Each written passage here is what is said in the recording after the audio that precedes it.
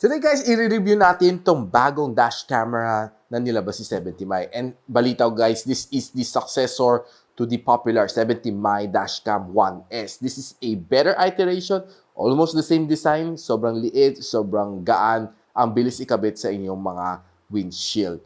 Simulan muna natin with a quick unboxing. So hi guys, ako pala si Richmond ng Gadget Sidekick and welcome back to my channel. So here we have is the 70mi Dash Cam na M300.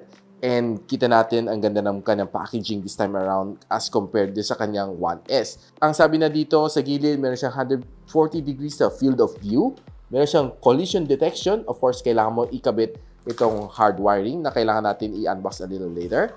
Then of course, it's app-enabled and of course, compact design like I said. So quickly, buksan muna natin. Yan, buksan na natin.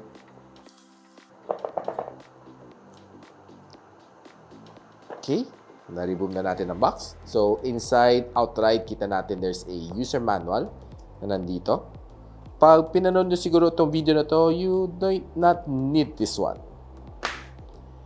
So, of course, andito ang kanyang sticker na para sa windshield, no? Para make sure na magandang kapit.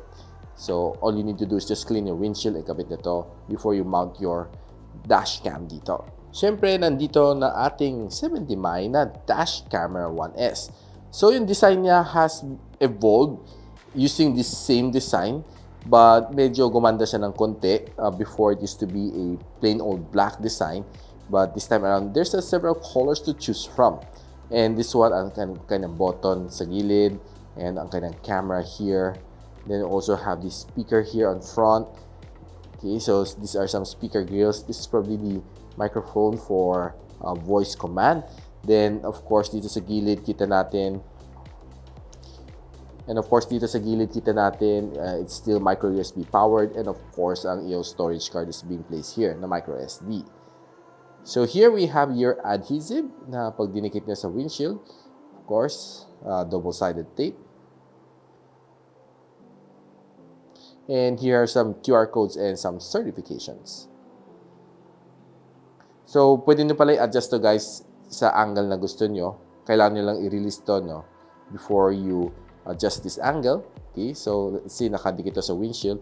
Pwede mo i-adjust ang kanyang angle, no? So, to lock, simply ipihit nyo lang to. Okay na, hindi na siya gagalaw.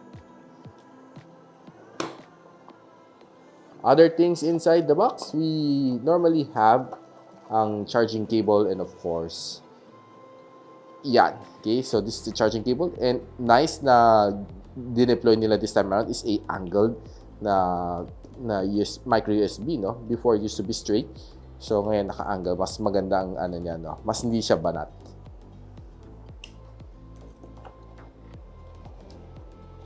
And of course, dapat kasama ang yung-plug natin sa cigarette port, which tinan natin kung ilang butas, no? So, yeah, it's still the standard na isang butas, no? So, you don't have two.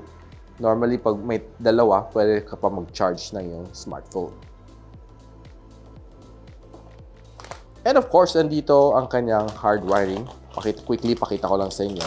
This one would enable yung parking surveillance na sinasabi ko a while ago. So, yeah, so this is the 70mi na hardware kit na manual. So this is what you will be getting.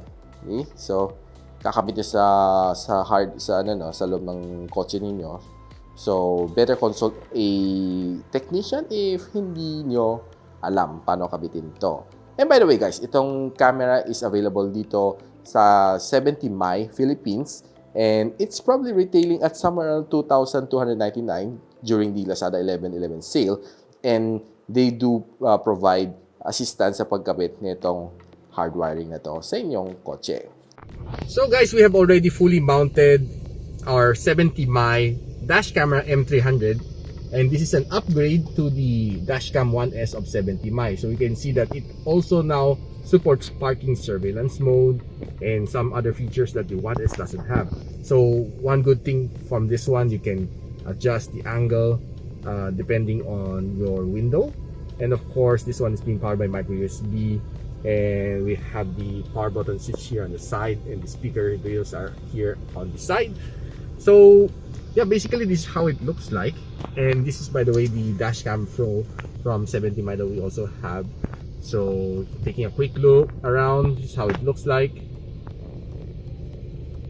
So after connecting to the 70 Dash Cam app, so this is what you can see on recording mode. So you can trace back on the albums, but of course it will exit the app just to be able to check all of these events. Now you can easily access this when you have some emergency, want to trace back some routes and some accidents that happen along the way. It's very easy to access. Now here are some settings that you can calibrate here on the M300 dash camera from 70 miles. Collision sensitivity, normally I put it to high.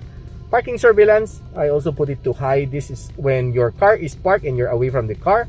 When it sends any bump on your car, it will take a video of around 60 seconds and it will be hard-coded. No one can delete that. Now also can take some time-lapse photography, video clips, and some of the settings that you want to configure. You can also check the video resolution. If you lower it, it will save you some space. Then of course some of the other settings, that Wi-Fi settings, power on, and of course some other important settings that you might need to. Now how about let us hit the road and see some of the recordings from this dash cam.